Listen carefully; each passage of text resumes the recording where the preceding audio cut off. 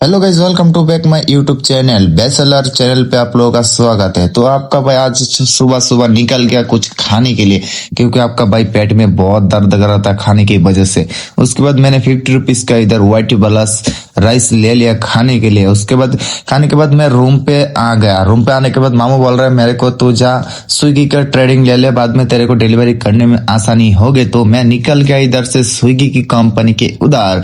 मैं स्विगी की कंपनी पे आके मैं बैठ गया इधर। तो थोड़ी देर बाद हम लोग को ऑर्डर लग गया। एक ऑर्डर हमने दे दिया, एक एक करके बहुत सारा ऑर्डर देने के बाद नाइट हो गया था। उसके बाद हमने क्या किया, थोड़ी देर आके उधर देखा क्या कुत्तों का दल बैठा हुआ है। मैं ये सोच रहा हूँ साला इतना सारा डॉगी है, हमको रात में तो पेल देगा रे।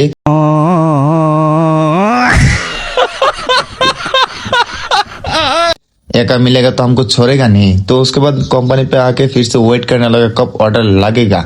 उसके बाद थोड़ी देर मैंने वेट करते गया ऑर्डर फिर एक लेगे छे, मतलब लेगे গেলা।